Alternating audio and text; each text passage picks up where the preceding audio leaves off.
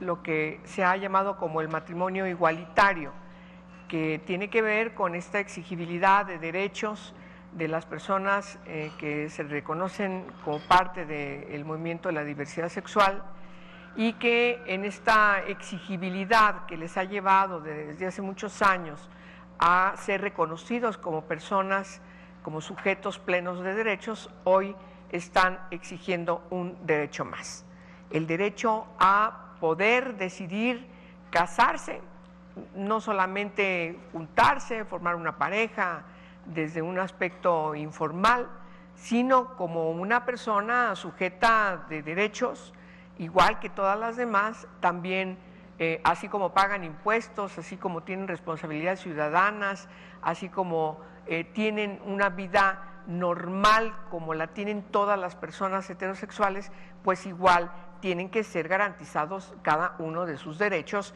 y estos derechos iguales de las personas de la diversidad sexual pues ya están contenidos desde la hermenéutica del diseño de la Constitución, particularmente desde la reforma del 11 de junio de 2011, donde el principio de no discriminación queda claramente sustentado a partir de este enfoque del principio pro persona, y por supuesto tenemos que actuar en consecuencia. Hoy tengo el gusto de conducir la discusión sobre el matrimonio civil igualitario, y nos referimos, y quiero recalcarlo, al matrimonio civil, porque no estamos hablando de el matrimonio, las ceremonias que pueden realizarse desde distintas iglesias, que ese es un asunto que está fuera del contexto de la discusión que hoy estamos dando. Es el matrimonio civil desde el contexto del Estado, la garantía de que no sean excluidas las personas que integran una pareja, personas del mismo sexo, y que deciden recurrir al registro civil a matrimoniarse. A ese matrimonio es al que nos referimos. Y nos parece muy importante discutirlo desde un contexto distinto al que se ha venido discutiendo en los últimos días, desde el contexto de la historia, de la antropología social, de cuál es el Estado de Derecho, cuál ha sido nuestro caminar como país para instaurar en todas las instituciones el principio de no discriminación, cómo se están organizando las familias diversas, cuáles son los vericuetos que tienen que remontar, que tienen que resolver, que tienen que enfrentar, los obstaculizadores que todavía, por desgracia, siguen permeando en algunos sectores de nuestra sociedad, que siguen viendo a las personas del mismo sexo que forman pareja, que forman familia, que están enfrentando, igual que todas las personas en el mundo, todas las circunstancias de su cotidianidad. La vida misma, desde que se levantan, se aprestan a salir de su casa, a enfrentar sus quehaceres, sus responsabilidades, hasta cuando regresan a su hogar y descansan. Los vericuetos que todas las personas enfrentamos en las grandes ciudades, en los pueblos, qué sé yo, y son los mismos, pero hay una diferencia que les lleva a estar segregados, a estar estigmatizados, a sufrir una serie de discriminaciones, y por desgracia nuestro país no está ajeno de los países que también, por desgracia, insisto, también se elevan las cifras de crímenes de odio. Los crímenes de odio, México tiene cada vez es más preocupante en el ámbito de los derechos humanos, en el ámbito mundial, que México no es un país seguro para quienes son homosexuales, cuando salen del closet, cuando dicen soy homosexual y así me enfrento todos los días porque lo he decidido así. Y entonces eso equivale a también tener que enfrentar, por desgracia, muchas situaciones de odio. El odio que incluso ha llevado a México estar en uno de los países de mayor preocupación por cómo se ha elevado en los últimos años estos crímenes de odio, y por supuesto el asesinato por la condición de homosexualidad principalmente, o también por transgénero, o porque se define como lesbiana. Tengo el gusto de presentar, en primer lugar, para empezar a abrir la discusión, nos parece muy importante que destaquemos la presencia de cada una y de cada uno de los ponentes que hoy nos acompañan. Y en primerísimo lugar vamos a abrir boca, vamos a hablar, vamos a escuchar y vamos a empezar a dirimir sobre el tema a partir de la primera presentación del doctor Roberto Plancarte Pimentel, a quien le doy las gracias por estar aquí en el Senado de la República y aquí conmigo. Él, como sabemos, es un sociólogo, historiador y científico social que se ha especializado en religión, laicidad y democracia, así, todo esto junto. Es además un profesor investigador connotado, muy prestigiado en el Colegio de México, adscrito al Centro de Estudios Sociológicos, del cual fue director del año 2006 al 2012. Él es licenciado en Relaciones Internacionales por el Colegio de México, desde el 88 es doctor en Historia y Civilizaciones por la Escuela de Altos Estudios en Ciencias Sociales de París, Francia. Asimismo, es investigador asociado de grupos, sociedades, religiones, laicidades de la Escuela Práctica de Altos Estudios de París y además fundador y asesor del programa Interdisciplinarios de Estudios sobre las Religiones del Colegio Mexiquense. Destaco que también fue fundador del Centro de Estudios de las Religiones en México y ha sido miembro del Comité Ejecutivo de la Sociedad Internacional de Sociología de las Religiones y ha sido presidente del Comité de Investigación en Sociología de la Religión de la Asociación Internacional de Sociología, así como miembro del Comité Ejecutivo de la Latin American Studies Association. Fue consejero en la Embajada de México ante la Santa Fe. En el 98 fue condecorado con la Orden de San Gregorio Magno. Desde febrero de 98 al 99 desempeñó el puesto de coordinador de asesores de la Subsecretaría de Asuntos Religiosos de la Secretaría de Gobernación. Dejó dicho cargo para incorporarse de lleno al colegio, al Centro de Estudios Sociológicos del Colegio de México y, como lo leemos semanalmente, escribe en Milenio y, por supuesto, de Milenio también en Noroeste. Antes quiero agradecer a quienes además junto conmigo organizan este foro: las Católicas por el Derecho a Decidir, el Closet de Sor Juana, AMNI, Comunicación para la Igualdad, Balance, Observatorio Eclesial, Familias Diversas, Asociación Civil, la Red Democracia y Sexualidad y la Fundación Arco Iris. Por favor, doctor Plancarte, tiene usted la voz. Muchas gracias, senadora, por esta invitación. Es un placer estar en este recinto tan honorable y en un momento tan importante para México, porque creo que estamos en el punto de tomar una decisión muy simple: de qué lado, de qué países queremos estar. ¿Queremos estar del lado de Holanda, Bélgica, España, Estados Unidos, Inglaterra, o queremos estar del lado de Arabia Saudita, de Irán, de Yemen, o de esos países que precisamente están en contra de los derechos de los homosexuales y de todos aquellos que tienen preferencias sexuales distintas a los heterosexuales? Yo creo que es tan simple como eso. Afortunadamente, la cuestión no es tan crucial en la medida que la Suprema Corte de Justicia de la Nación ya tomó una decisión que es definitiva, porque la Suprema Corte de Justicia de la Nación, hay que recordarlo, ya tiene jurisprudencia, ya estableció que es ilegal querer establecer un tipo de matrimonio distinto para los que no son heterosexuales. Eso ya está establecido y por lo tanto todas las parejas homosexuales pueden contraer matrimonio en cualquier lugar de la República.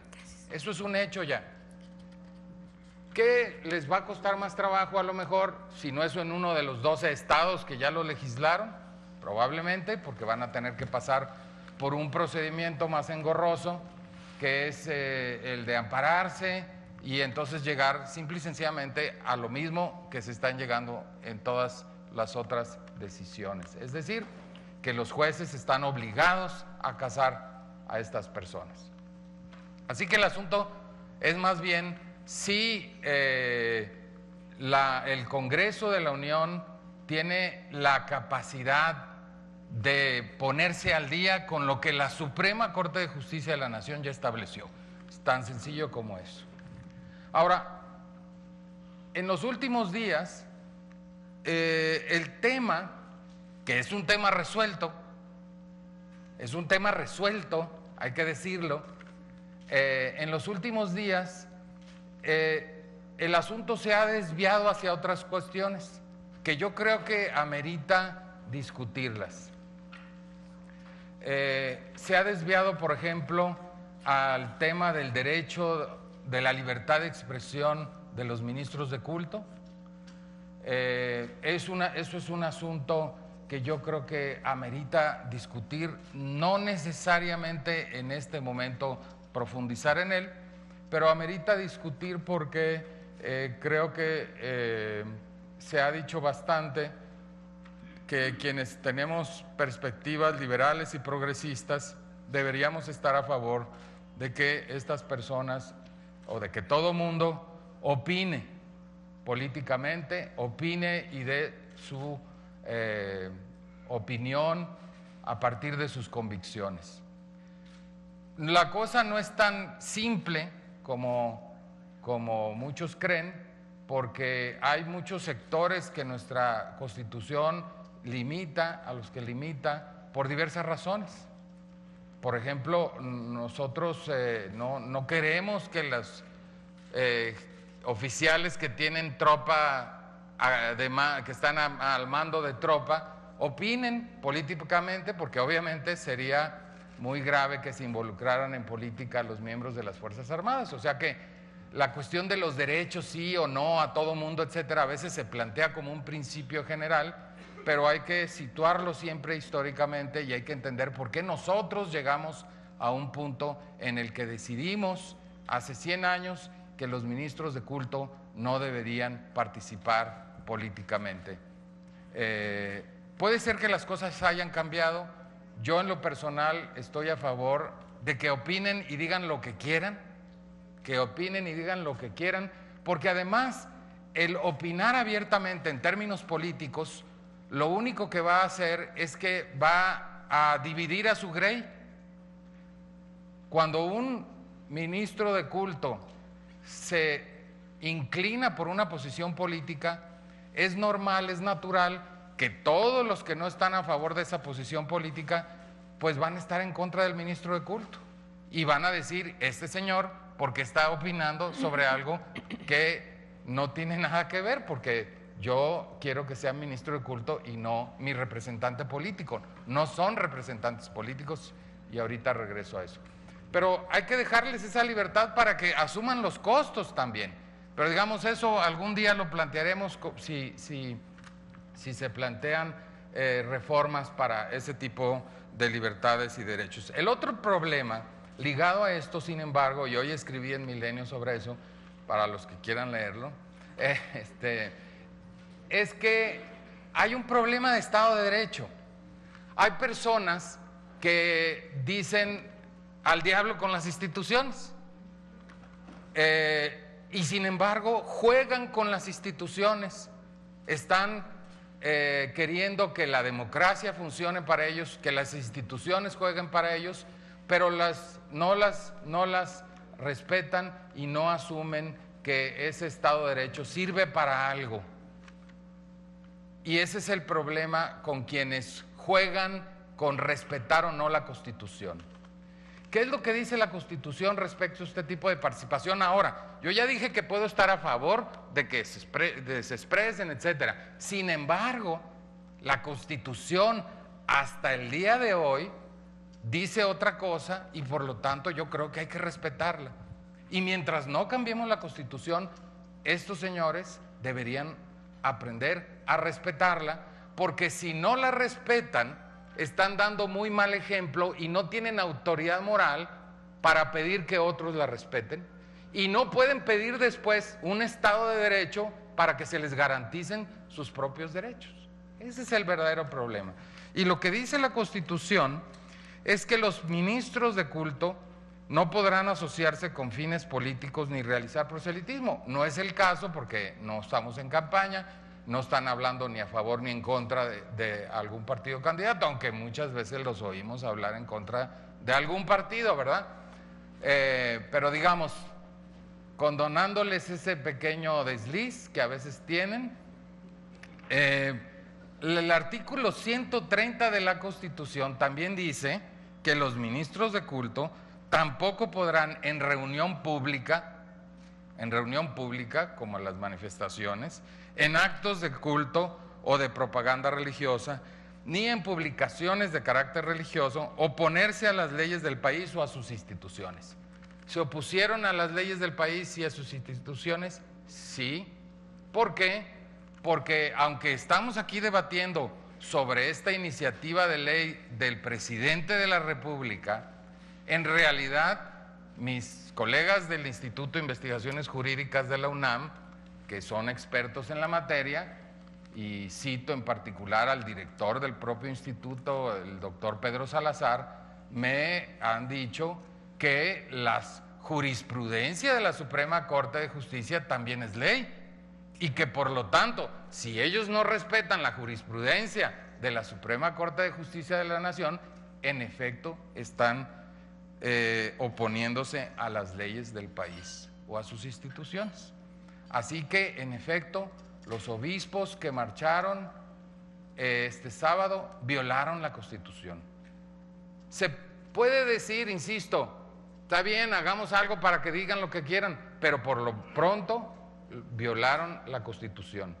Y, insisto, el problema es con qué autoridad moral después se puede pedir que el resto de los ciudadanos respetemos la Constitución si ellos dan un ejemplo de que no hay que hacerlo cuando no nos convenga. ¿Cuál es el problema? El problema es que para las personas que tienen convicciones religiosas y que creen que esas convicciones religiosas están por encima de la Constitución, que esos derechos se los otorgó Dios y por lo tanto está por encima de la Constitución, simple y sencillamente están anteponiendo sus convicciones religiosas. Uno podría decir, tienen derecho a hacerlo, pero las están anteponiendo a la propia Constitución. No respetan, les parece que es superior las leyes divinas al derecho positivo de los hombres. Pero entonces nuevamente caemos en la contradicción. ¿Cómo pedimos garantías? ¿Cómo pedimos derechos? ¿Cómo venimos al Senado? ¿Cómo exigimos que las instituciones respeten esto si nosotros anteponemos nuestras convicciones personales, religiosas, a esa Constitución que elaboramos entre todos? ¿Cómo le hacemos para resolver eso? Porque el problema es que es muy válido que las personas tengan convicciones religiosas, pero estamos en un país de 120 millones de personas, donde el 95% de esas personas tienen convicciones religiosas de todo tipo, de manera muy diversa, con concepciones absolutamente diversas y distintas de lo que eso significa para su conciencia, para sus decisiones, para su vida personal. Si todos queremos anteponer nuestras convicciones religiosas a la Constitución, pues entonces esto es el caos. Así que o le hacemos caso a nuestras convicciones religiosas, o entendemos que vivimos en un país con 120 millones de personas que pensamos cosas distintas y que para eso establecimos una Constitución con la cual nos tenemos que regir. Así de simple. Luego, está el tema, vamos a suponer, aquí yo creo, desafortunadamente en estas reuniones que se hacen en el Senado, nunca tenemos senadores más que la persona que nos invitó, más que el senador o la senadora que nos invitó. Entonces, este rollo que voy a tirar ahorita, pues no sirve mucho porque es dirigido hacia los políticos, hacia los senadores, pero en algún momento quizás lo van a oír. ¿Cuál es el problema segundo aquí? El problema segundo es que, ok, todo el mundo tiene derecho a expresarse, pero si dejamos que eso suceda, y me parece que es correcto, lo que es muy importante es saber a quién representa cada quien que viene a hablar al Senado. ¿A quién representa? Y muchas personas creen que los líderes religiosos son representantes políticos, porque asumen, cuando tratan con un obispo o con un ministro de culto de otra iglesia o con un dirigente religioso de una iglesia evangélica, asumen que esos líderes son representantes de sus fieles políticamente, porque los están recibiendo políticamente. Y cuando vienen aquí a dar una opinión, aquí o en cualquier lado, a dar una opinión sobre lo que ellos creen, hay una confusión sobre su representatividad. Porque el problema es que estos dirigentes religiosos no se representan más que a ellos mismos. Eso hay que saberlo. Está muy bien, es una opinión, pero es una opinión de ellos que no está necesariamente respaldada por sus feligreses. Porque ellos no son los representantes políticos de los feligreses. Ellos son simple y sencillamente los jerarcas o dirigentes religiosos, pero los representantes políticos son los que están precisamente en la Cámara de Diputados y en la Cámara de Senadores.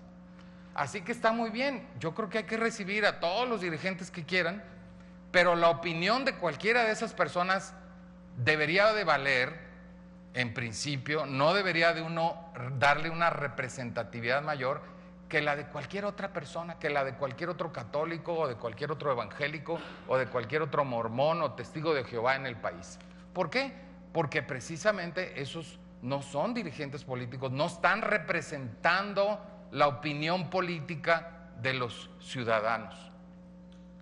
Y eso es muy importante, y a todos los políticos se les olvida. Cuando reciben un obispo creen que el obispo trae el peso de todos los católicos, y no es así, porque las encuestas nos muestran muy claramente que la gran mayoría de los católicos, por ejemplo, para solo dar un ejemplo de esa iglesia, no está de acuerdo en muchas de las posiciones, por ejemplo, sobre derechos sexuales y reproductivos, en lo que dicen sus obispos. Hay una enorme distancia y las encuestas lo prueban.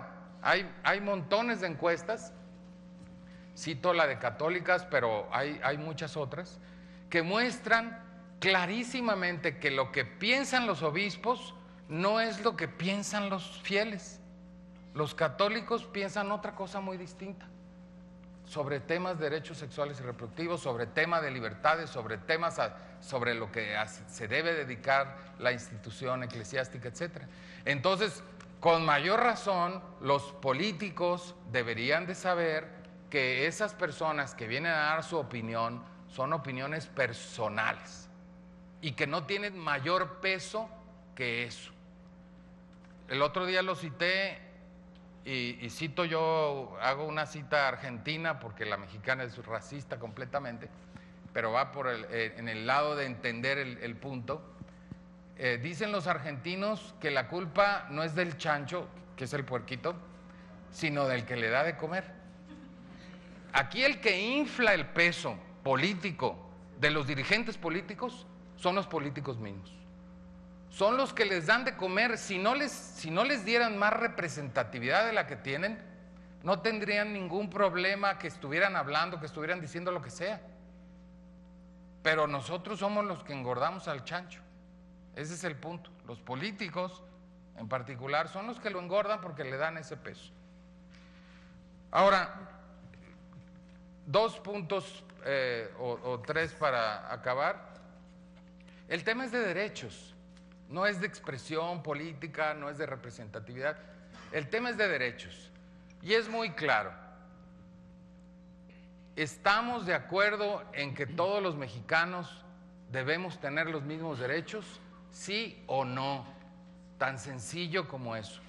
Todo lo demás es discriminación, disfrazada, pero es discriminación. Si uno cree que hay personas que deben tener menos derechos porque piensan distinto, porque tienen una religión distinta, porque son étnicamente distintos o porque tienen preferencias sexuales distintas, entonces estamos discriminando. Y eso es lo que está haciendo todas las personas que supuestamente sin querer discriminar, pero lo que proponen es una forma de discriminación.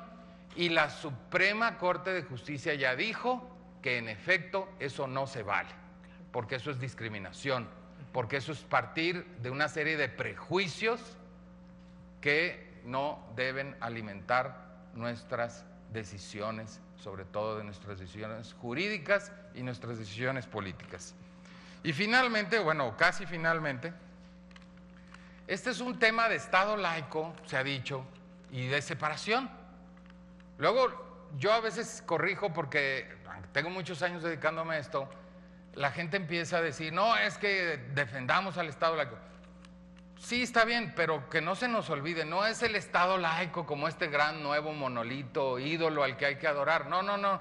El Estado laico no es más que un instrumento jurídico político que sirve para garantizar nuestros derechos y nuestras libertades. Los que tenemos que defender son a nuestros derechos y a nuestras libertades. Eso es lo que estamos queriendo hacer. Claro, inventamos para poder hacer eso una cosa que se llama Estado laico, que garantiza tres cosas. Uno, libertad de conciencia, o debería de garantizar libertad de conciencia. Dos, igualdad y no discriminación. Y tres, para lograr eso, se dice lo que necesitamos es un Estado que sea autónomo de las religiones, que tenga una autonomía. Puede existir en esa autonomía separación o no separación, nosotros tenemos separación, pero lo que queremos es que el Estado tome decisiones, que las políticas públicas se tomen de acuerdo con la voluntad del pueblo y no de una religión o de otra. ¿Por qué? Porque una religión es natural, además no hay ni que pelearse con ellos. Una religión quiere imponer su doctrina y quiere que todo el mundo la tenga. Y quiere que, y como hasta lo que no come les hace daño, quieren no nomás tener su propio matrimonio religioso, en el cual pongan sus propias reglas, sino quiere que todo el mundo funcione con esa doctrina y esas reglas, aunque no juguemos en el mismo equipo, aunque no estemos allí, aunque no formemos parte de esa iglesia, no, quieren imponernos esas reglas. Para eso inventamos un Estado que diga, oigan, no, ustedes tienen su matrimonio religioso, y Benito Juárez, hace 150 años y más, dijo, vamos a separar el Estado de las iglesias y que las iglesias tengan sus propios negocios, así se decía en el 19. Así se decía. Y que el Estado tenga su propio negocio, que cada quien se arregle sus propios asuntos. Benito Juárez no se quería meter en la vida interna de las iglesias y decía nada más, déjenos tener un contrato civil, un matrimonio que sea contrato civil, déjenos tener un registro civil, además del que ustedes puedan tener registrando sus bautizos y sus nacimientos, nosotros necesitamos un registro civil, necesitamos, aparte del que ustedes tienen, y necesitamos tener los cementerios secularizados, porque si no, no podemos enterrar a los que no son católicos, así de simple, era nada más para tener un mínimo de espacio. Y es la misma cuestión ahora, lo único que se requiere es eso. Estamos a punto de cumplir 100 años de la Constitución de 1917. En ese año las cosas estaban muy calientes, no me quiero meter ahorita ya en la historia, pero los constituyentes estaban muy molestos por lo que había hecho el Partido Católico Nacional y algunos miembros de la jerarquía católica, y eso está probado en documentos del Archivo Secreto del Vaticano. Puedo citarla, hay un libro de Ricardo Canelli, publicado en el INER. Ricardo Canelli es un católico, amigo mío, trabaja ahorita en la Embajada de México, de Italia aquí. Y él demostró que con documentos de la Santa Sede, que en efecto el Partido Católico Nacional y algunos miembros de la jerarquía habían intervenido en el golpe contra Madero y habían provocado también su asesinato. Estaban muy molestos los constituyentes, y hay un constituyente que estaba tan caliente que dijo: es antinatural, para propósito de las ideas de natural y antinatural, es antinatural que los sacerdotes no estén casados, por eso se andan metiendo con nuestras mujeres, dijo. Y entonces debemos exigir que todos los sacerdotes, ministros de culto estén casados. Entonces, bueno, tenía su lógica, ¿no?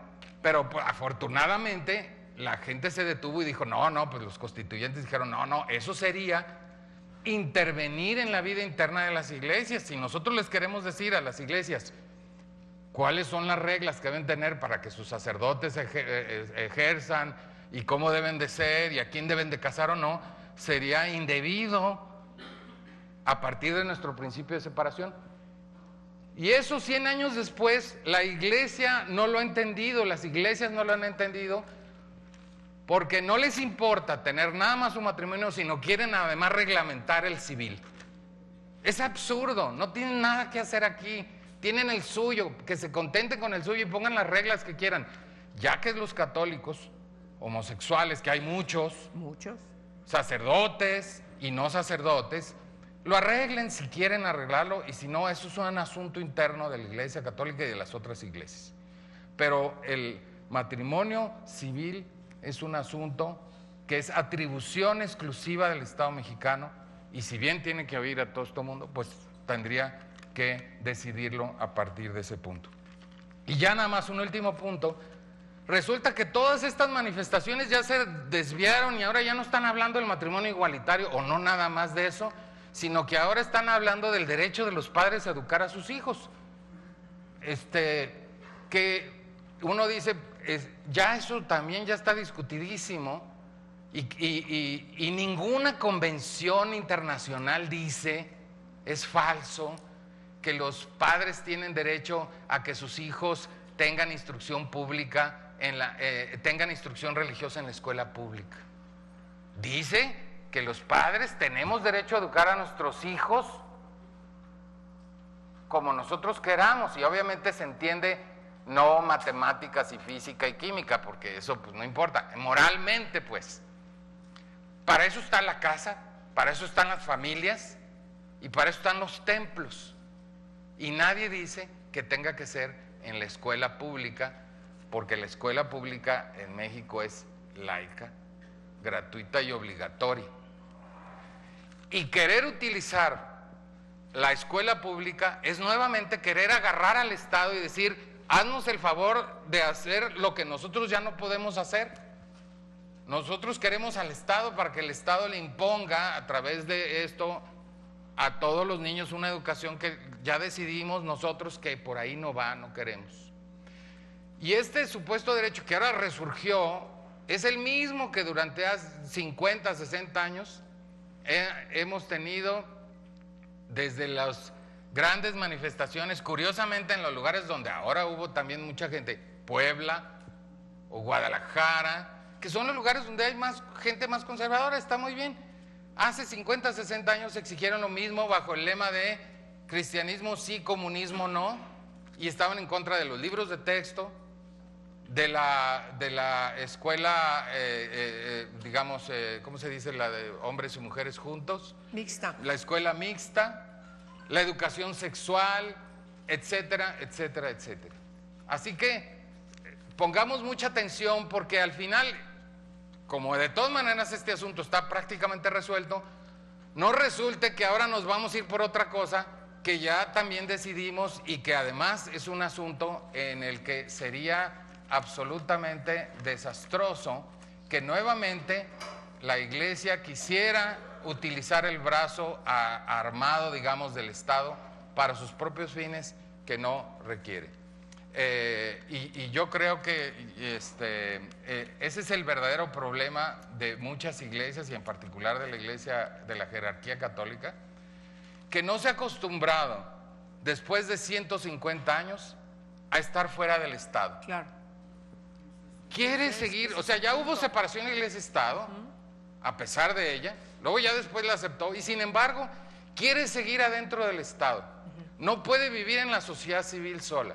Y hay que enseñarle, y por eso yo estoy a favor de que se manifiesten y digan y hagan lo que quieran, respetando, por supuesto, las instituciones del conjunto de los ciudadanos que no necesariamente comparten ni su perspectiva ni su doctrina. Muchas gracias. Muchas gracias, Roberto.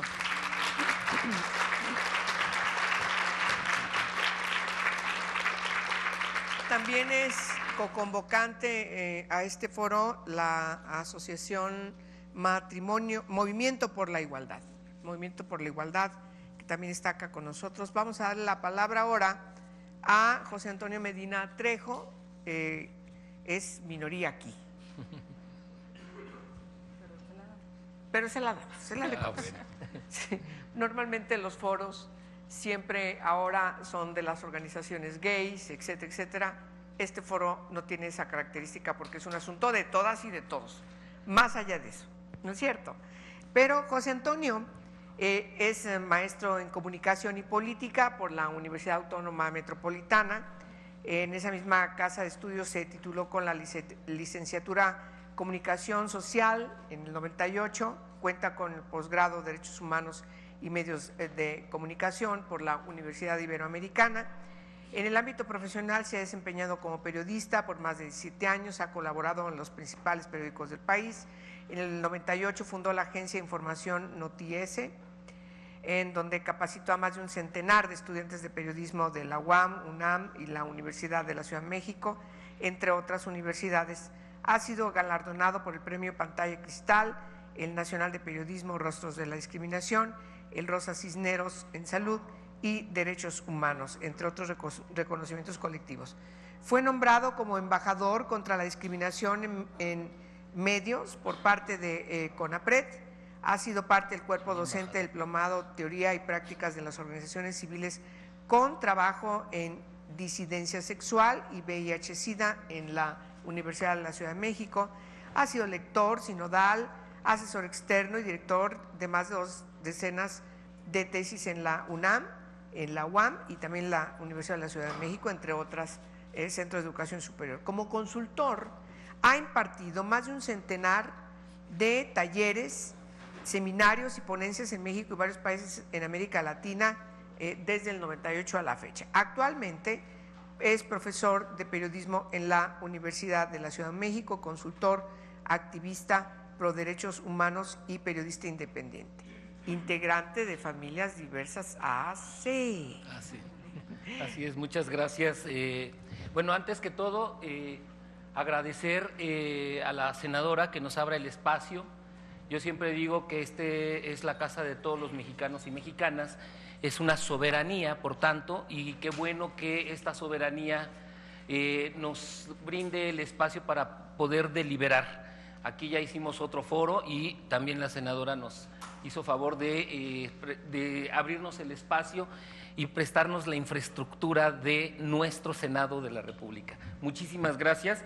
Y bueno, decir que el tema de las familias homo, lesbo, bi, transparentales en México no es algo nuevo, porque por ahí se quiso etiquetar de que éramos una moda, ¿no? De que esta cosa de la modernidad y estas cosas liberales terribles estaban destruyendo a la familia, pero que era una cuestión como de moda y que por lo tanto pues las modas van y vienen, ¿no? Entonces que podríamos desaparecer.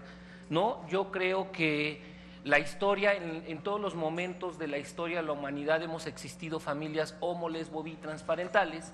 Ha habido momentos ciertamente abiertos donde casi de hecho ni se ha cuestionado el asunto, pero también ha habido tiempos de oscurantismo y de negación de esta posibilidad. Pero de que hemos estado, en todos los momentos de la historia hemos estado. Nos lo dicen ahí, bueno, la cultura egipcia, la cultura griega, la grecolatina, vamos. Y eso es muy importante decir porque en el discurso religioso regularmente está esta cosa esta idea siempre que permea la idea de pecado, la idea de lo natural, de lo antinatural. Entonces, con base en ese discurso, bueno, pues nos han vilipendiado en los últimos días particularmente, pero ha sido algo que hemos heredado del discurso judeocristiano. Entonces, sí decir que las familias conformadas por 2 hombres, por 2 mujeres, hemos estado y somos algo que a mí me gusta mucho decir y lo repito siempre, somos células vivas de la sociedad, células vivas y dinámicas de la sociedad contemporánea. ¿Qué quiere decir esto? Que vivimos las circunstancias que viven cualquier otra familia, la gran mayoría de las veces, con una diferencia, ¿no?, que es la discriminación por nuestra orientación sexual, en el caso de los padres o las madres, y que esta discriminación muchas veces se traslada también a nuestros hijos y nuestras hijas. Con la idea de aterrizar, de entender, de analizar cómo estamos conformadas las familias luego de los avances que hemos tenido con sociedades de convivencia y con matrimonio igualitario. En el año pasado, bueno, de hecho fue desde el 2012, surgió la idea de hacer un libro de historias de familias homo, lesbo, bitransparentales. Yo como periodista pues siempre he tenido cerca relatos, los he publicado en algunos momentos, en el suplemento Letra S principalmente, pero también en otros lugares. Y al tener esa posibilidad, algún día con Marta Lamas, platicando en un foro parecido, surgió la idea de que había que contar esas historias, que si bien ya había pasado sociedades de convivencia, si bien matrimonio igualitario, de hecho ya había habido la primera resultado de la Corte, lo que planteó en 2010, la resolución del 2010, y que bueno, pues ya vislumbrábamos que esto iba a ser como una reacción en cadena en todos los estados, pero que había que reflexionar sobre la vida cotidiana de las familias, porque por ahí algunos medios habían pues hecho bonitos reportajes. Hay 3, 4 o 2, 5 familias que más o menos somos públicas, ¿no?, pero que era necesario aterrizarlo en un libro que pudiera contar esa vida cotidiana que no se cuenta a veces, de hecho, en los mismos medios, que la gente no conoce. Entonces Marta me hizo el reto de hacer el libro, pero la verdad es que le desobedecí porque vinieron tiempos y momentos diferentes. El libro está en otro lado, esas historias de familias, lo tengo, está ahí, está a punto de terminarse la edición, pero antes hubo un contexto, una coyuntura política muy importante, que fue el año pasado, en el año 2015, la Corte vuelve a hacer otra resolución, la 43-2015 de junio del año pasado. Entonces, previo yo ya había asesorado algunas tesis de maestría y doctorado sobre el tema de familias homoparentales, 4, y otros compañeros, amigos míos, habían hecho investigaciones extraordinarias que en sí mismas todas son un libro fascinante, pero enfocadas a ciertas ciencias, ¿no?, a la ciencia, a la antropología social, a la medicina social, a la psicología, a la comunicación y, muy importante, al derecho. Entonces, en lugar de publicar el otro libro de las bonitas historias, bueno, que no son tan bonitas, hay que decirlo, historias también, quiero decir, de terror en algunos casos, ¿no?, de circunstancias que viven las familias conformadas por 2 papás, 2 mamás, con hijos o sin ellas. Entonces decidí, en lugar de hacer el otro libro, que creo que también tendría muy buen impacto, mejor pedirles a los compañeros y compañeras que me regalaran un texto académico, un artículo que pues sintetizara de alguna manera y que además hicieran reflexiones sobre sus tesis de maestría y doctorado. Entonces, bueno, es así como se hace esta compilación, porque sabíamos lo que venía. Venía una discusión política muy ardua, muy grande, muy compleja. En una de esas, bueno, pues las pasiones de la derecha, hay que decirlo, perdón, pues tendrían pues mucha relevancia en la opinión pública. Entonces, la idea fue hacer esta compilación donde cada uno de los tesistas, de las compañeras y compañeros, pues explicó de qué trató su investigación. Por eso el título fue Familias homoparentales en México, mitos, ¿no? Hablamos mucho cuando se habla de las familias homoparentales, la derecha nos ha querido etiquetar con cosas terribles, ¿no? De que convertimos a nuestros hijos en homosexuales, de que los homosexuales somos violadores porque fuimos violados, ¿no? Y una serie de mitos construidos que se repiten, ¿no? Y que van formando una idea que desde el punto de vista de quienes hicieron estas investigaciones es errónea.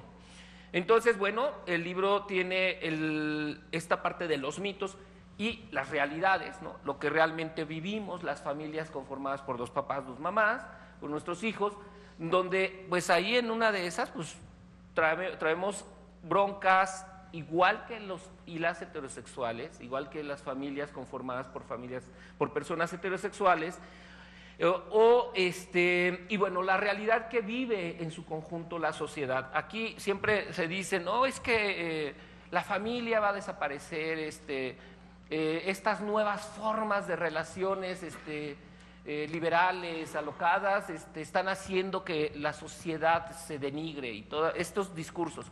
No, yo creo que más bien el Estado tendría, bueno, el Estado pensando más bien que eso, los entes de gobierno, de gobernanza, deberían de asumir también parte de esa responsabilidad. Las familias, seamos heterosexuales o no, nos estamos destruyendo, entre otras cosas, por la economía y la violencia y todo lo que está pasando, por malas decisiones políticas, habría que decirlo, ¿no? Entonces los gobiernos no están asumiendo esa parte de responsabilidad de la desintegración familiar, ¿no? Que es un tema, creo, fascinante que también habríamos que reflexionar. Y un poquito en honor y en reconocimiento a alguien que yo quise mucho en vida, aprecié y aprendí mucho y me regañaba mucho también, Carlos Monsiváis. Él insistía en el tema de la vida cotidiana. Hay que relatar, hay que cronicar la vida cotidiana. Entonces, el libro compendia esto, historias, las investigaciones hablan de lo que vivimos quienes estamos conformados de esta manera, de lo que enfrentamos ante las instituciones de salud. Por ejemplo, hay uno de los ensayos, de los trabajos, que se enfoca a cómo las mujeres lesbianas, por ejemplo, que van a los ámbitos de salud, pues son muy violentadas por los ginecólogos, que la gran mayoría de las veces son hombres ginecólogos, ¿no? Entonces, la cuestión de la lesbiandad para los ginecólogos es algo que pues todavía no les queda claro, y hay mucha violencia ahí simbólica y a veces verbal, ¿no? Entonces, bueno, por acá se relatan algunas cosas, y que la experta que hizo esa tesis hace todo un análisis desde cómo se van construyendo estas concepciones desde la ciencia médica, por ejemplo, o desde los espacios, desde la psicología, por ejemplo, también, que es terrible, ¿no? Donde todavía tenemos gremios psicológicos donde no han asumido esta parte de la diversidad. Entonces, las investigaciones lo que buscan es eso, hacer una reflexión, insisto, desde 5 ciencias sociales, ¿no? Que dan una posibilidad de leer lo que está pasando en este momento, porque todas las investigaciones, de hecho la más viejita es de Ángeles Aces, que es una investigadora que la hizo en el contexto de sociedad de convivencia, y es fascinante ver cómo se concebía el tema del matrimonio gay. Ella le llama gay lésbico, todavía no entra la parte trans, no, para aquel momento la parte de las personas trans, y cómo se concebía. Y las demás investigaciones ya son como de hace 3 años a la fecha. Entonces es muy, muy vigente, es muy, ha sido práctico. En las presentaciones que han hecho Marta Lamas, está Katia de Artigues, Alejandro Brito, Pati Kelly, Irene Moreno, la misma senadora que me ha hecho favor de presentar el libro, por ahí siempre está la idea que ronda a esta publicación, que es que el libro hasta es una suerte de, ¿cómo se llama? Siempre se me olvida, de exposición de motivos. O sea, los diputados y diputadas o senadores, senadoras que quieran legislar sobre este tema, que no lo entiendan, este libro les va a permitir entender desde la vida cotidiana, desde estos mitos construidos, estos prejuicios construidos en torno a la homosexualidad, a la bisexualidad, a todas las expresiones diversas de la sexualidad, y de cómo las familias que nos construimos, cómo somos percibidas. Entonces, al entender esto, y dicho además desde una metodología de investigación con objetivos y con resultados y con conclusiones, les va a permitir, o les está permitiendo, porque además sí lo he llevado casi a todo el país, el libro, y de repente he visto que diputados, diputadas, sí les ha caído el 20. De hecho, nos piden ir otra vez, o ir, ahora, ¿sabes qué? Pues te invitamos a tal lugar donde va a ir tal persona, o tal jefe de bancada, o estas cosas, y queremos que lo escuche, pero de tu voz. Entonces, hasta 2 o 3 veces he ido a algunos estados. Entonces, este libro yo lo recomiendo. Se hizo una venta comercial que ya se acabó, sale en octubre, y en enero, febrero ya no había en las 4 librerías donde estuvo. Quiere decir que pues está bien, ¿no? Se vendieron 2.500, 3.000 ejemplares. Y el PRD, al yo entrar al partido a trabajar y a estar en la Secretaría de Diversidad Sexual, gracias a la secretaria, además quiero hacer público el agradecimiento, con el presupuesto de su secretaría, publicó, editó, hizo otro tiraje de 3.000 ejemplares, mismos que hemos estado repartiendo en congresos, en reuniones, con quienes sabemos que tienen capacidad de decisión política. Entonces, es fascinante ver, insisto, que sí hay un cambio de percepción. A veces los diputados, diputadas, senadores, no los leen completo, pues les damos la síntesis en 2 cuartillas para que, por si las moscas, y fue recomendación de la canija Marta, que ya la conocemos, dice, haz una síntesis, porque no lo van a leer, entonces haz así, el condensado en 2 o 3 cuartillitas. O sus asesores y asesoras sí lo leen, pero a veces lo leen mal. Entonces, eso lo hemos hecho. Yo le agradezco de veras mucho a la senadora, porque me ha dado la oportunidad de sí estar frente a los senadores y senadoras y decírselos así. Y qué bueno que este libro le está sirviendo. Se lo mandé a Norberto Rivera, se lo mandé a la curia, a toda la jerarquía, no me respondieron de que lo recibieron, pero mira, no importa, yo sé que es una provocación, yo sé que lo que podamos aportar para seguir sensibilizándonos a nivel social, a nivel político, es muy importante, porque aquí, pues gracias a las familias que permitieron estar en esta portada, en esta fotografía, de veras fue muy complicado. Quienes hacemos periodismo o investigación nos consta que es bien difícil que las familias de la diversidad sexual, ya constituidas con hijos o con hijas, den testimonios. Es muy difícil. Pareciera que, bueno, sí salen en la tele, pero salimos 3 o 4. No son las grandes masas que quieran salir en la televisión, porque la homofobia, la lesbofobia, la transfobia, hay el relato de una familia conformada por personas transgénero, transexuales, que creo que es muy importante de visibilizar. No es fácil que a nivel mediático salgan y digan y cuenten. Yo, como comunicador, se los digo, es muy importante que relatemos esto públicamente, que salgamos del closet. Desde luego es súper respetable quien no lo quiera hacer, quien no lo pueda hacer, porque la discriminación es terrible. A muchas personas les va su vida laboral, a muchas personas les va su vida social, su vida familiar. Luego hay historias donde dices, bueno, es que es tan obvio, o sea, es muy obvio. Bueno, Juan Gabriel, ¿no? O sea, era muy obvio que era un hombre homosexual con hijos adoptados y nunca lo quiso decir públicamente y estaba en su derecho. Pero las circunstancias en un rancho, en un pueblo, en una ciudad pequeña, de veras sí significan, a las personas y a las familias sí les significan cosas terribles. Entonces, qué bueno que tenemos una Ciudad de México donde hemos avanzado mucho en estos temas y que podemos aquí estar prácticamente como si nada, pero no es el común en todo el país.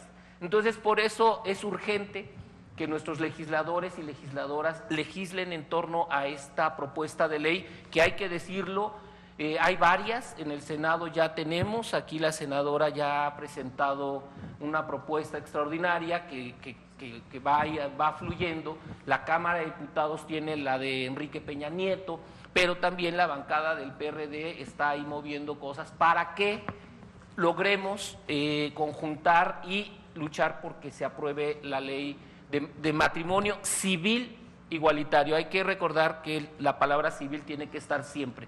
Entonces, este libro, bueno, ha sido un aporte desde mi espacio, vamos, y ojalá que podamos seguir avanzando. Yo espero el próximo año publicar el de historias, ya no de la parte académica, sino como de historias, pero lo que sí me queda claro es de que quienes ya estamos configurados como familias homo, lesbo, bi, transparentales, ya somos una realidad, aquí estamos, tenemos que tener los mismos derechos porque pagamos impuestos y muchos, a veces pagamos un poquito más que las familias heterosexuales por no tener pues los beneficios que se les da a cualquier familia por tener hijos o hijas o empresas o lo que sea. Entonces, ojalá que pronto esta discusión pública que se ha dado del tema, toda la discriminación que subyace del discurso homofóbico, lesbofóbico de algunos jerarcas, hay que decirlo algunos porque hay quienes sí tienen una apertura respecto al tema, y que esto, bueno, pues que nos lleve a tener un país más democrático, un país libre, un país donde todas las niñas, los niños que han nacido o que viven ya en familias de la diversidad sexual, pues no tengan que preocuparse por defenderse ante el mundo por su diferencia familiar, sino que se preocupen por el deporte, por el arte, por la ciencia, por desarrollarse en lo que quieran. Es mi apuesta con mi hijo Mateo, con mi esposo Jorge, estamos en esta lucha, amamos la fotografía del niño que defendía a su tío gay, es un mensaje a la sociedad y a los grupos conservadores. Ojalá que esto siga fluyendo. Y bueno, muchas gracias, senadora, por abrirnos el espacio a la sociedad civil organizada, por seguir deliberando con voces, con experiencias y con todo el trabajo que pues aquí hay. Muchas organizaciones civiles que están acá, compañeras que vienen de hecho de los estados, muchas gracias.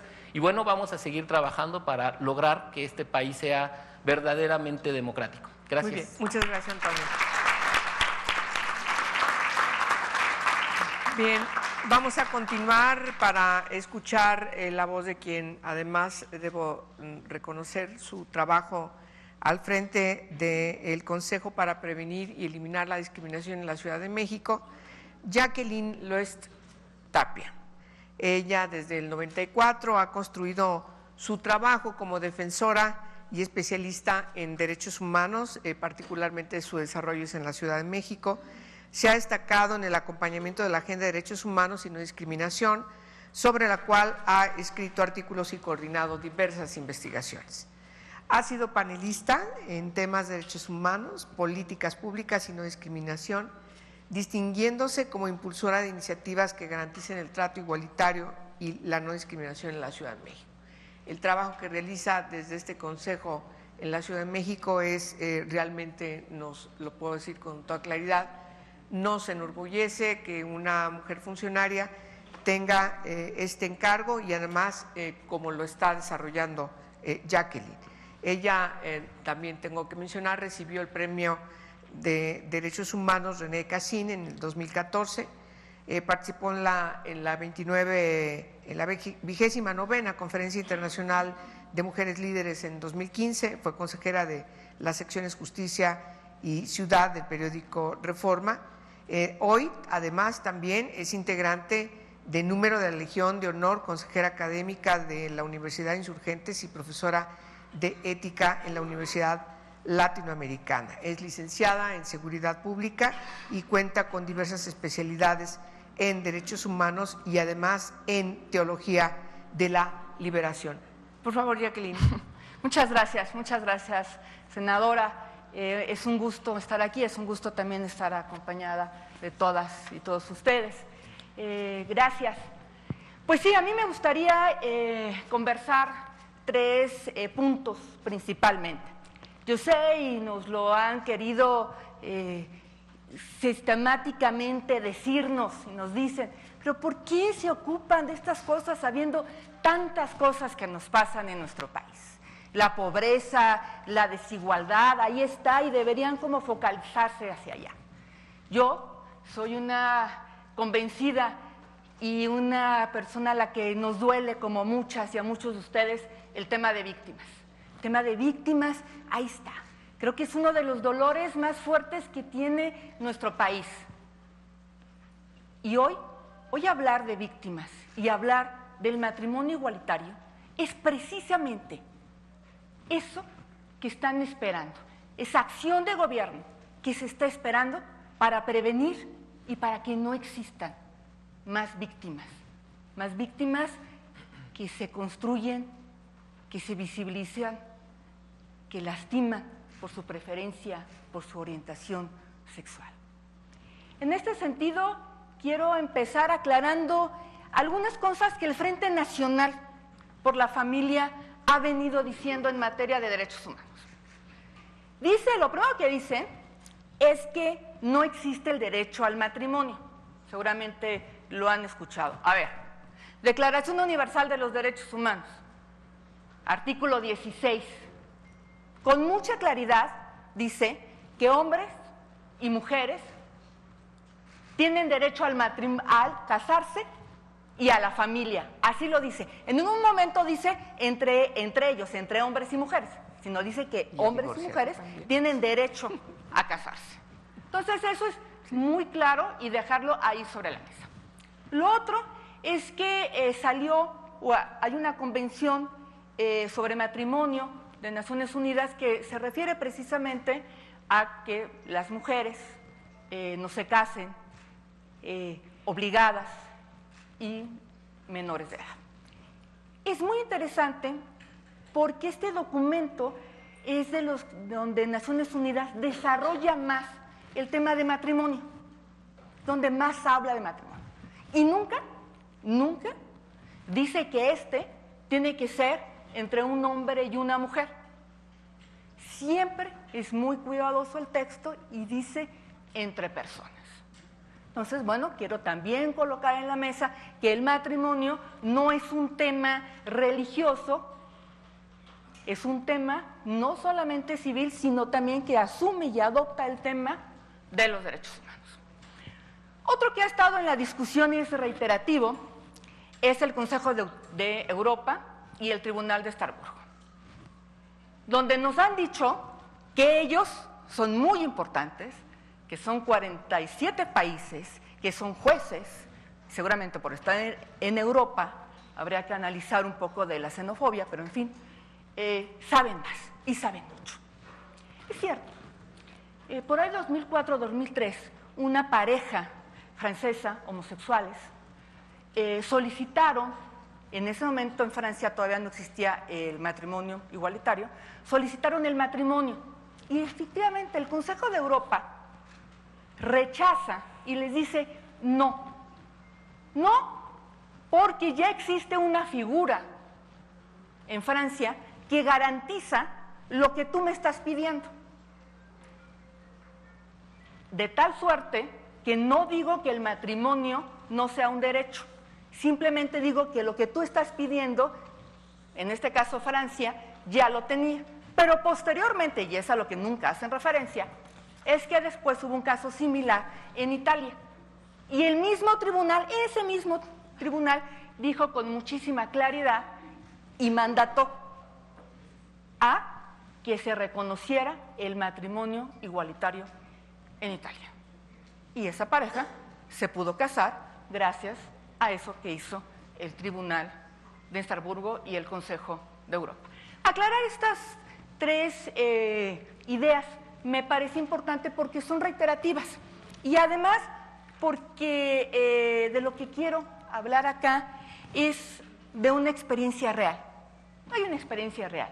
Y esa solamente la podemos conversar y la podemos decir quienes vivimos y transitamos en la Ciudad de México. En la Ciudad de México decidimos modificar el Código Civil. En el Código Civil se quita entonces el matrimonio entre un hombre y una mujer y dice que es un matrimonio entre personas. Ese es el cambio fundamental que hay, ¿no? Y esto hay que entenderlo en todo el amplio sentido del reconocimiento que es un tema entre personas. Y que en ese momento este contrato social, que es este contrato civil, lo único que hace el Estado es reconocer el derecho personalísimo que tienen las personas de casarse con quien se le dé la gana y tener obligaciones y tener derechos. Por eso es que automáticamente se da el tema de la adopción y por eso es que no hay que modificar nada en materia de adopción en la Ciudad de México, porque ya se reconocía el matrimonio entre personas. A ver, en la Ciudad de México ha habido, me traje el número exactito, 7,688 matrimonios hasta el viernes. 9 adopciones. Vamos rompiendo, ¿no? No todas las personas, ni heterosexuales, ni homosexuales, ni lesbianas, quieren adoptar. Fíjense, de 7,000 matrimonios, solamente 9 adopciones. Claro, tenemos el caso, por supuesto, de las mujeres, de las parejas, de mujeres lesbianas, que bueno, tenemos la posibilidad de la maternidad y entonces, bueno, pues resolvemos el tema a través de algún método que las parejas de mujeres lesbianas escojan. Pero bueno, el tema de adopción son 9. Ese es el universo al que pareciera que hay que temer. Lo siguiente, no ha existido ni una, fíjense lo que les voy a decir, ni una sola denuncia de abuso sexual de familias homoparentales y lesbomaternales a sus hijas o a sus hijos que han sido adoptadas o adoptados, porque esa es otra cosa que nos han hecho, ¿no?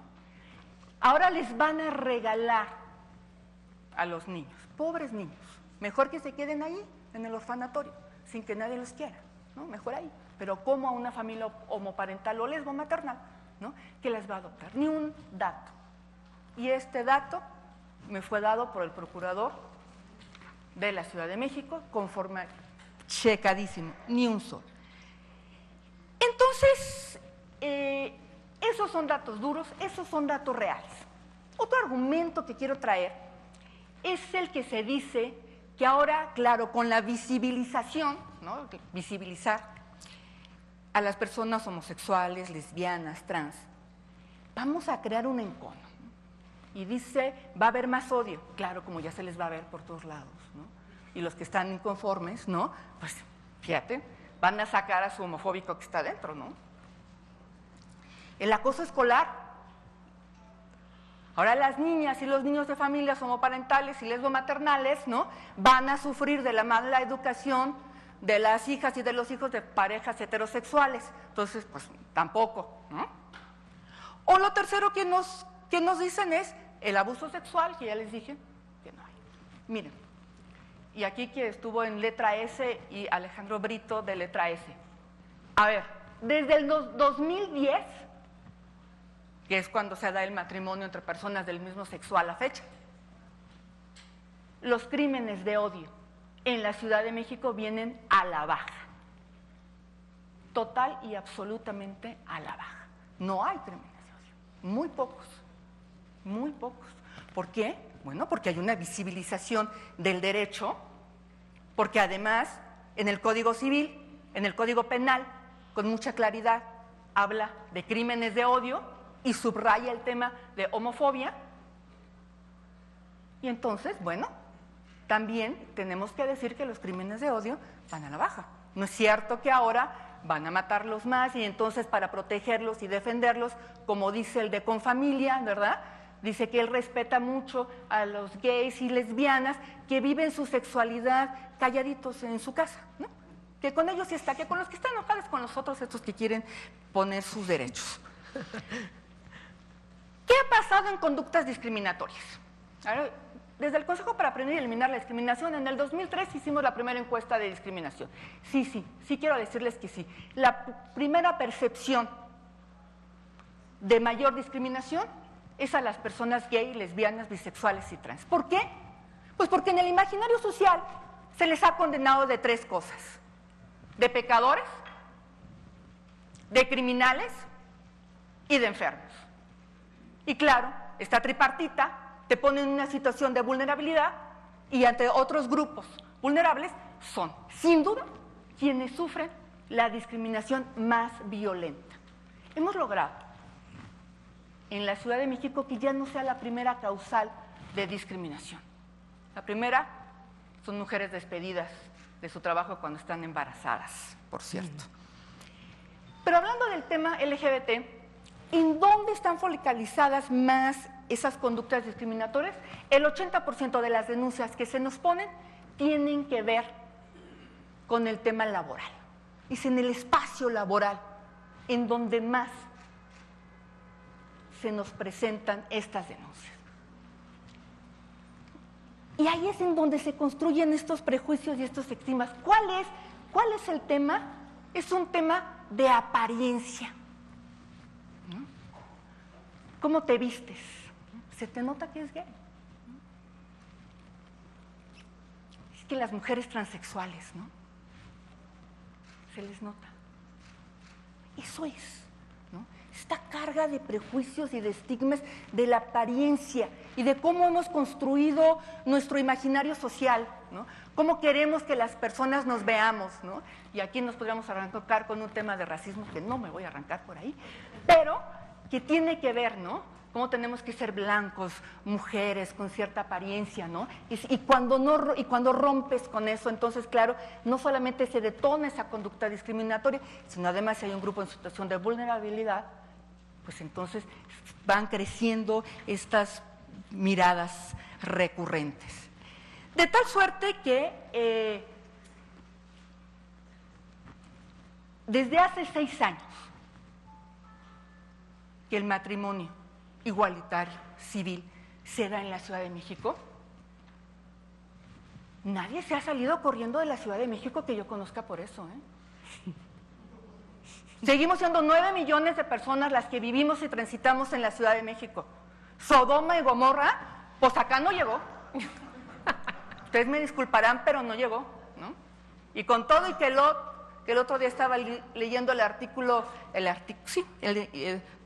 la Biblia, en donde decía cómo Lot entrega a sus 2 hijas vírgenes, ¿no? Para que con ellas sí hagan lo que quieran, ¿no? Pero con los ángeles que tenía en su casa, no. Las niñas y los niños siguen yendo a la escuela. Si tú quieres mandar a tu hija al catecismo, pues siguen yendo al catecismo. Ahí sigue estando el francés del Pedregal, ¿no? Ahí siguen estando muchas otras escuelas católicas y de monjas, ¿no?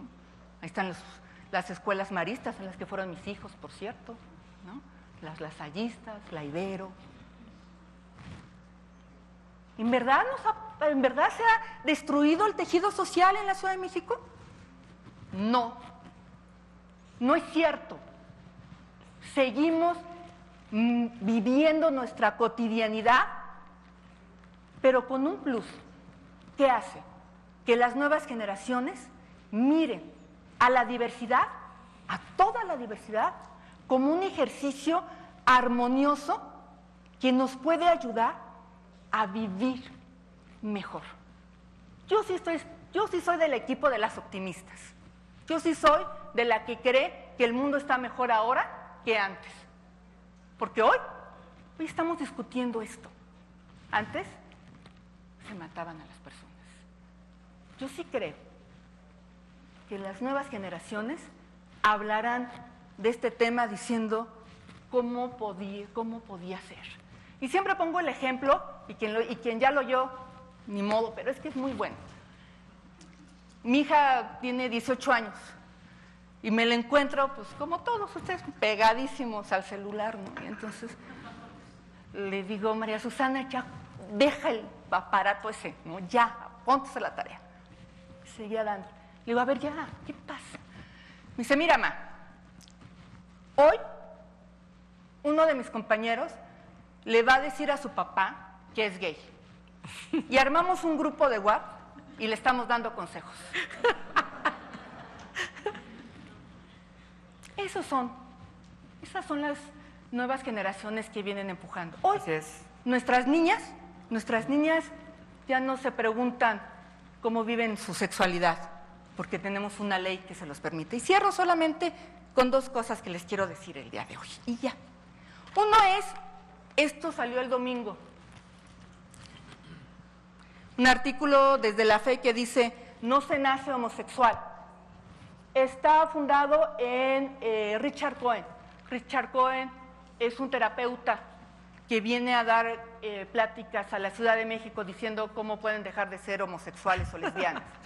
Desde el 2015, la opinión técnica de COPRED, opinión jurídica de COPRED, dijo con mucha claridad que están prohibidas en la Ciudad de México, basadas en el Código Penal, en el artículo 206 del Código Penal, dar terapias que tengan como intención modificar la homosexualidad, la lesbianez, la trans de las personas, porque eso es reconocer que no tienen ese derecho y se estaría discriminando. Así es que el día de hoy les estamos entregando a la Arquidiócesis Primada de México un documento que seguramente ellos no sabían que Richard Cohen no puede dar pláticas en la Ciudad de México. Se lo mandamos también en su momento a la Embajada de Estados Unidos, porque entra además ilegalmente, nunca dice que va a dar pláticas, para que sepan que el argumento, por lo menos el que usaron acá, es ilegal y está totalmente fundamentado. Y por otro, es que al Partido Encuentro Social, el día de hoy también le estamos entregando un exhorto por los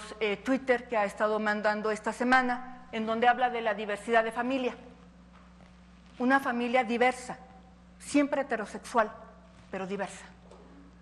Y le queremos invitar que en esta ciudad, por lo menos en esta ciudad, reconocemos todos los tipos de familias y que para ser un partido político que haga ejercicio en la Ciudad de México, pues hay que reconocer a todas las familias. Muchísimas gracias a todas. Muy bien.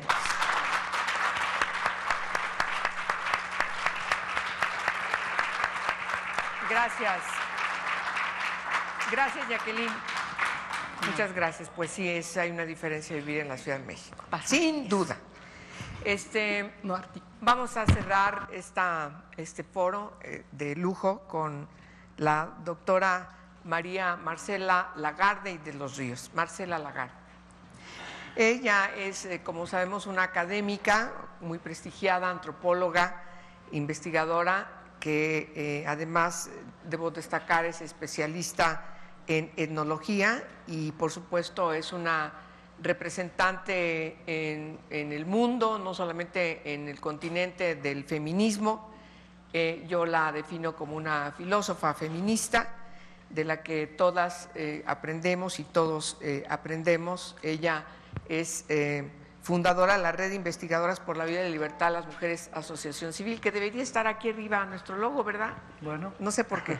Algo nos pasó. Bueno, es, por supuesto, una activista y sobre todo una teórica que se ha dedicado al estudio antropológico de la condición femenina.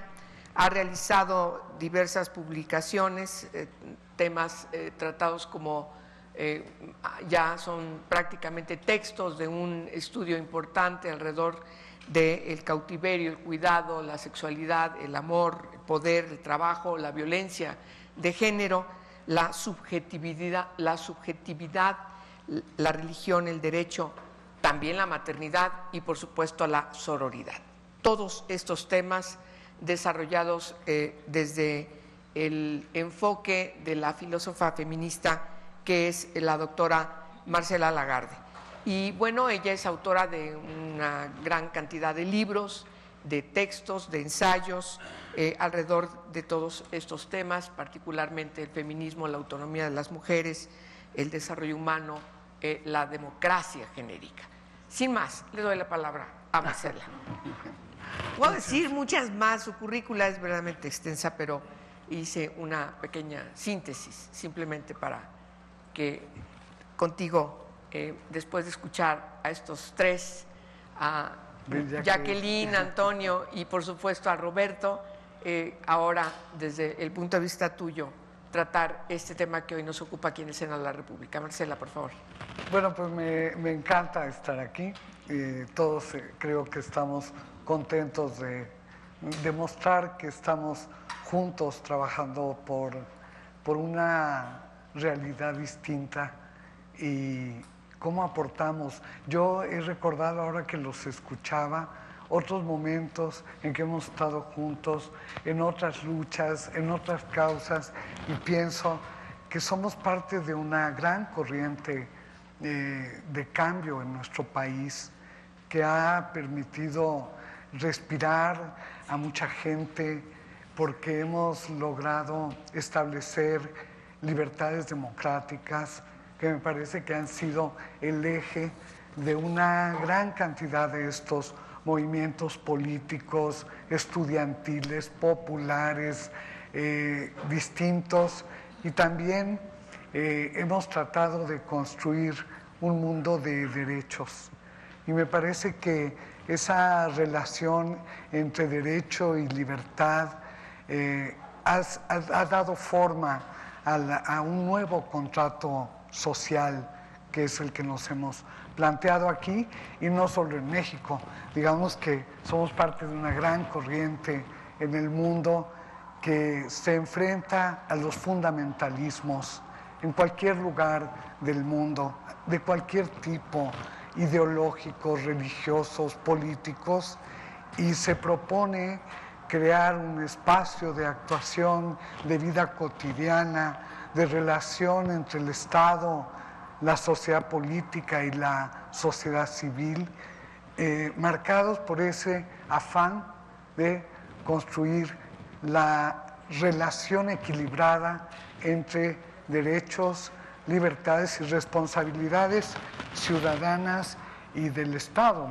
Ese es el encuadre. Entonces los miro y me lleno de recuerdos y de cosas importantes. También agradecerle a Angélica, con quien he hecho tantas cosas maravillosas. Nosotras hemos sido compañeras. Primero nos conocimos políticamente y después desarrollamos una amistad profundísima que me enorgullece. Y decir que ahí hemos tejido algo fundamental que yo nunca me hubiera imaginado en mi vida, que han sido derechos, como dice Angélica, arrastrando el lápiz, o sea, poniéndole nombre a las cosas, diciendo en qué consiste eso que es vinculante, teniendo tanto cuidado en referirnos a las declaraciones internacionales de los derechos humanos. Hemos aprendido juntas muchísimas cosas y hemos colaborado en esto, y ahora pues seguimos, Angélica, en el Senado. Efectivamente, este espacio de los derechos humanos del Senado es una casa para este esfuerzo enorme. Y bueno, gracias, Angélica, por eso. Ahora, podría tratar tantos temas, además, como va una oyendo, ¿no? Ya le toca al final, ya dices, voy a dialogar con aquí, le voy a contestar a aquel, pero la mera verdad que ha sido muy rico y cada quien ha planteado desde otra perspectiva y coincidiendo muchas experiencias que hoy se sintetizan en esta causa que es el fortalecimiento del matrimonio civil, de este matrimonio civil. Y luego, pues de todo el matrimonio civil, porque si fortalecemos una parte, pues estamos fortaleciendo todo. Nos compete a toda la ciudadanía la defensa de estos derechos. Nunca debemos pensar que no nos tocan. Claro que nos tocan. Yo quisiera ver en nuestro país una familia, voy a decir como antropóloga, extensa, en que no haya personas homosexuales o lesbianas o trans o transvestis o de todo tipo de definición, preferencia, opción sexual. Eso es lo que tenemos que resaltar ahora. Yo quiero resaltar eso y decir que todas nuestras familias hay personas así y que reivindicamos para nosotras y para ellos, en cualquier posición que esté la que habla, esos derechos fundamentales, que son los derechos humanos. Si no reconocemos el derecho al matrimonio civil, estamos violentando el conjunto de derechos humanos. O sea, no es solo ese derecho, no es que aceptemos todos los otros derechos humanos y ese no, porque los derechos humanos son todos y van juntos. Entonces, esa parte me parece muy importante. Otra parte, pues también decir que como activista y ciudadana de la Ciudad de México, acompañé el proceso inicial cuando se casaron las primeras parejas y yo recuerdo como un día muy emocionante cuando se casaron mis amadrinadas, sí. Que yo les agradezco infinitamente que me escogieran a mí de madrina, que fueron Lolquín y Judith, que por cierto Lolquín en el chat que tenemos de la Constituyente me dio la bienvenida a este foro porque yo le avisé que venía, digo porque es su tema, ¿no? Pero no está aquí, pero desde aquí la quiero saludar. Ella hace una defensa formidable, está pendiente del tema, lo ha colocado en la agenda y la verdad que con personas así es seguro que ganaremos todo lo que nos propongamos. Hoy vengo aquí en mi identidad última, que es la de ser diputada a la Asamblea Constituyente de la Ciudad de México, lo cual me honra muchísimo. El PRD me invitó a ser diputada, a ser primero candidata externa para esta Asamblea Constituyente, me dio un lugar privilegiado en su lista, me puso en el número 3, solo después de Katia Lartí y de nuestro compañero Provencio. La verdad que los externos, cada uno es un lujo de lo que representa como historia de movimientos, de aporte a una cultura distinta, a una cultura solidaria y a una cultura democrática. Y bueno, pues ahí estamos. Y ahora ya, mañana es día 15. Ay, yo tengo un susto. Mañana es día 15. Mañana es 14. 14, ay, qué bárbaro. Hasta me da frío cuando lo digo. El pasado mañana es día 15, les invito, porque se va a instalar ya definitivamente esta Asamblea Constituyente de nuestra ciudad, que tiene como cometido, tiene un cometido único, que es elaborar a partir de documentos ya elaborados, elaborar la Constitución para nuestra ciudad. Decimos la primera, pero realmente es la Constitución de nuestra Ciudad de México. Y bueno, yo lo que les quise traer aquí es una reflexión sobre el tratamiento que en los documentos previos se está dando a todos los temas de diversidad sexual, de derechos sexuales y reproductivos, de libertades sexuales, me parece que ocupan un lugar muy importante, muy adecuado en la visión que se está impregnando ya en nuestra Constitución. O sea, que aquí no partimos de cero.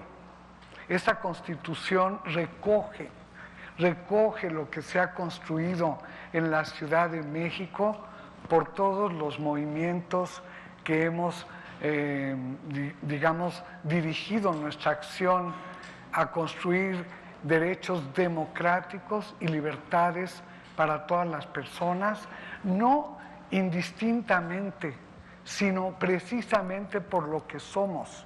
Cada quien somos, yo digo que cada quien es único, es repetible, pero medio nos parecemos a otros y coincidimos con otros y otras, y todos esos otros y otras somos esos yoes que requerimos derechos, exigimos derechos, pero además los construimos.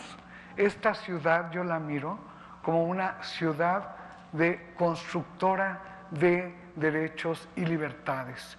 Ojalá podamos, a lo largo de los debates que va a haber ahí, contar con la presencia de las organizaciones, y las invito a que lo hagan, para que lleven su reflexión sobre lo que ya se va a hacer público, que son los documentos previos sobre los que vamos a trabajar.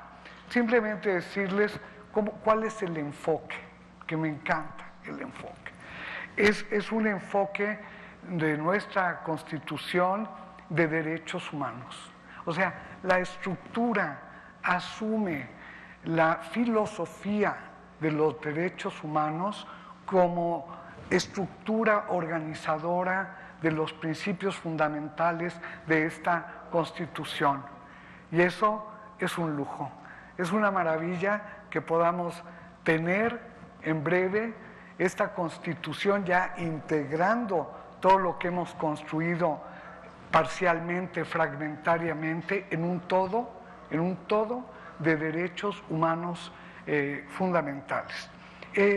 No les puedo contar todo, y además para que no se aburran, léanlo porque es muy importante.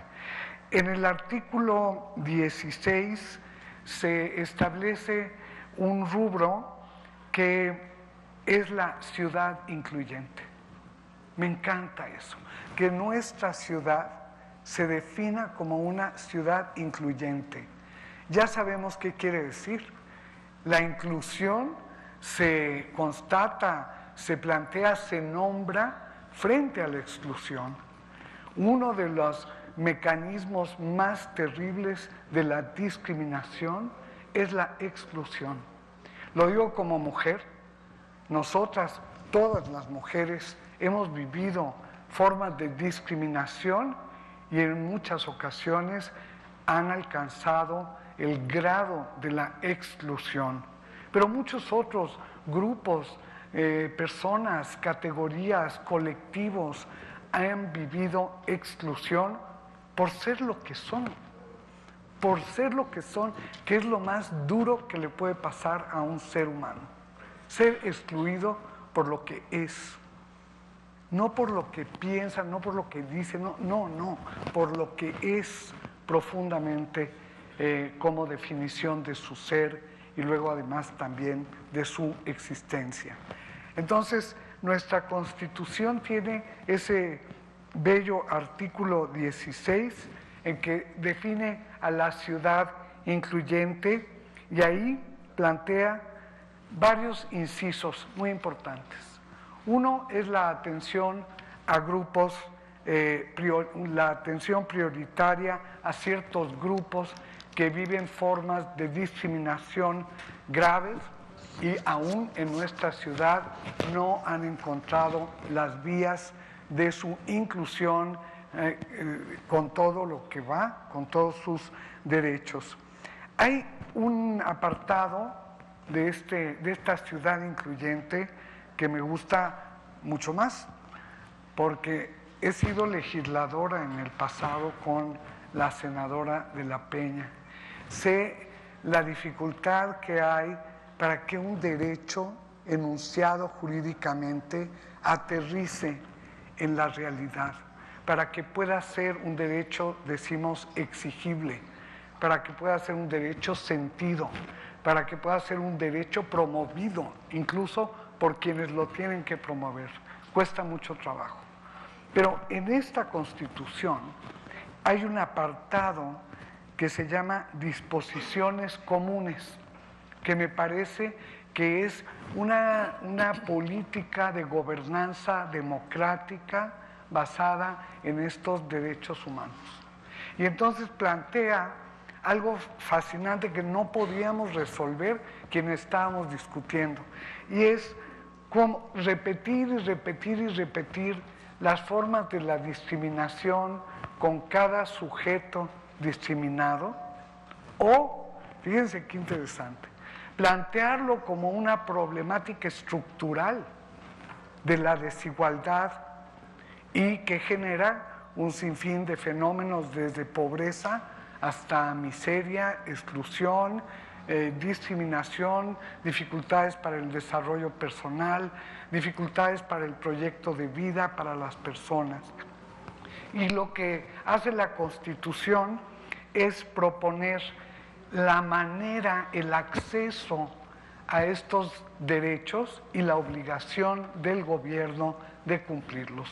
Aquí hay muchos incisos que no les voy a leer, donde se plantea la obligación específica para garantizar los derechos, para tutelarlos, para difundirlos, para todo lo que tiene que hacer las autoridades de la ciudad, que deberán adoptar las medidas específicas necesarias basadas en protocolos para demoler las barreras que tenemos las personas que somos objeto de discriminación, y plantea un concepto que también creo que recoge lo que pensamos todo el mundo, el de discriminación multifactorial. Y se plantea entonces que las personas y los grupos, los colectivos, no solo estamos expuestos a una forma de discriminación o somos discriminados por una causa, sino que vivimos discriminaciones unidas, articuladas, agregadas, que se potencian unas a otras. Entonces ya estamos, me parece a mí, planteando el tema de cómo esa articulación multifactorial tiene que ser enfrentada integralmente. Y aquí se plantea la manera, no tengo el tiempo para decírselos, pero sigan el siguiente capítulo de la Asamblea Constituyente para que vean los trabajos y la discusión que vamos a dar. Luego vienen otras disposiciones, los derechos de otras personas y grupos. Por ejemplo, me gusta mucho que están incluidas las personas jóvenes, mujeres y hombres, que, bueno, ahora tienen una especial definición en sus derechos y en sus necesidades de desarrollo humano sostenido y sustentable.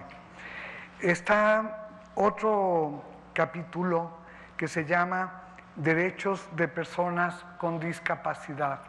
Esto es formidable y ha sido también la exigencia de otro movimiento, de varios movimientos que han tratado de colocar en la agenda política esta discriminación terrible a las personas que tenemos algún tipo de discapacidad. Somos millones en este país. Nada más de personas sordas, somos 10 millones de personas sordas con problemas auditivos severos. Digo, porque todo el mundo más o menos le hace así, pero no, con problemas auditivos severos, con problemas de desplazamiento, con problemas de muebles especiales, de todo lo que compete a estas necesidades para eliminar la discriminación por discapacidad. Y finalmente, está aquí los derechos de la población LGTB. Y yo, como antropóloga, me asombro de cómo está enunciado el título. Como estamos en confianza, lo puedo decir. Ya allá afuera no lo voy a mencionar. Pero la categoría población es una categoría demográfica. No es una categoría jurídica de una constitución. Aquí tendría que decir las personas, o tendría que decir las y los ciudadanos y ciudadanas, pero población no es un concepto de la democracia, no es un concepto que construya ciudadanía. A mí yo lo voy a ir a proponer a la mesa que me toque. Voy a decir, por favor, colegas, no le llamemos población. Imagínense que dijéramos la población de mujeres. ¿Qué es eso? La población de hombres. Tampoco. La población LGTB choca, ¿no? Bueno, voy a escribir un artículo ya más antropológico sobre el tema, porque me parece importante cómo nos denominamos y cómo nos llamamos. Hay lugares, por ejemplo, que en vez de decir población LGTB, dicen los colectivos, el colectivo, cuando no, porque pueden no ser un colectivo y ser personas con definición, preferencia lésbica, homosexual, lo que sea, y sin ser colectivo. En España se usa mucho el término de el colectivo LGTB. Pues no, yo digo que lo cambiemos por un término de ciudadanía. ¿Cómo está, Claudia? Qué gusto verla.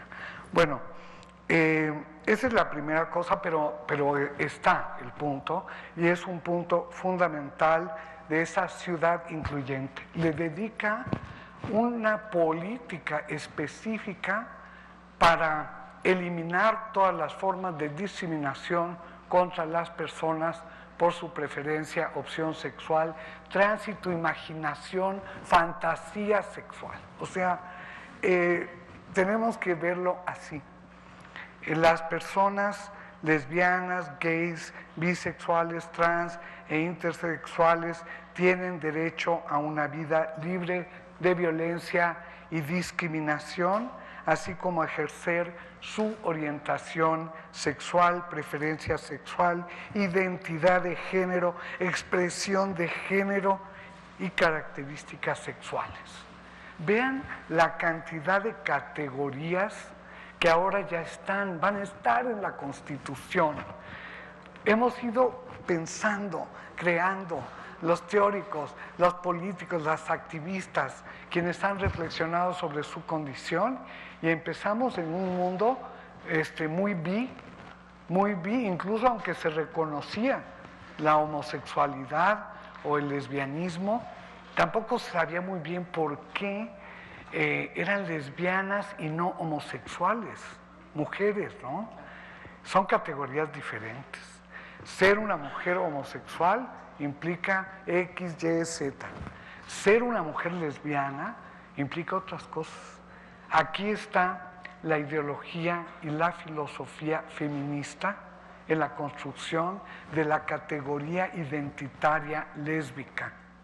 En cambio, puede ser que mujeres homosexuales no tengan la menor conciencia de género, la menor filosofía feminista, sino que se autodefinan como, y en México hay todo tipo de definiciones para las mujeres y los hombres que tienen una opción o preferencia sexual distinta. Aquí no están. Estos son los nombres elegantes, son los nombres que se pueden decir en una asamblea, son los nombres que se pueden decir en una tribuna, son los nombres que hemos construido jurídicamente para construir derechos y libertades. Y eso me parece muy bien de esta Constitución. En el artículo 3 de este parágrafo dice, con esto voy a terminar, se reconoce en igualdad de derechos a las familias formadas por parejas de personas lesbianas, gays, bisexuales, trans, intersexuales, con o sin hijas e hijos que están bajo la figura de matrimonio, concubinato o alguna unión civil, ¿no? Como pudieron ser las sociedades de convivencia, que algún día, abogadas de mi corazón, me tendrán que sacar de la duda, pero alguien me contó que esas sociedades de convivencia quedaron inscritas en el Código Mercantil. Alguien me lo dijo, pero por favor díganme la verdad, porque no se podían meter en el Código Civil, porque de qué iba la cosa, ¿no? Si estábamos diciendo en aquellos ayeres que no se trataba solo de eso, sino que sobre todo de las múltiples formas de familias diversas que hay en nuestra sociedad, donde una abuelita vive con un sobrino, nieto de una cuñada, o sea, esas cosas que hacemos en todos los países, en todas las sociedades y en todas las culturas, pero sí que quedó en el Código Mercantil. Bueno, pues vean, en esta Constitución, no lo olviden, artículo 3, en la ciudad incluyente, ahí están los derechos a la igualdad.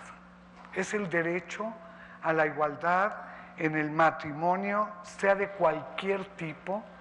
Me parece que nombramos muy puntualmente, a mí me gustaría decir, y lo que venga, o sea, gays, trans, lesbianas, inters, y lo que siga, porque queridos, estamos en el siglo XXI, en el surgimiento de múltiples identidades sexuales, lo digo como antropóloga, a veces cada quien es un género en sí mismo, y además dinámico, como lo han dicho aquí mis compañeros. O sea que yo le pondré allí, cuando me toque redactar, y otras.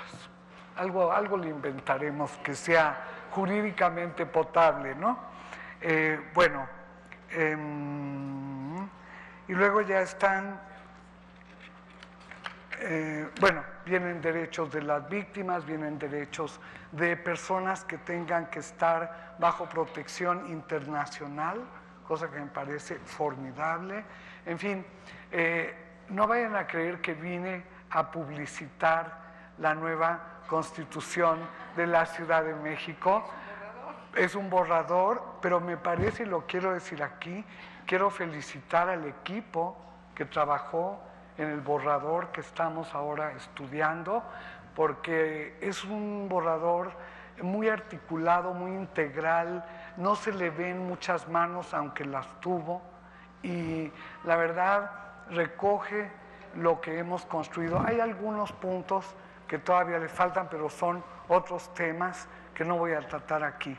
Entonces, decir que la Ciudad de México, por su experiencia, por su ciudadanía, se proclama como una ciudad incluyente, una ciudad de la gente diversa, la cultura en movimiento y desde luego que tiene y goza de derechos humanos y libertades políticas, por la vida y la libertad de todas las personas, adecuando a su condición, preferencia sexual. Muchas gracias. Muchas gracias.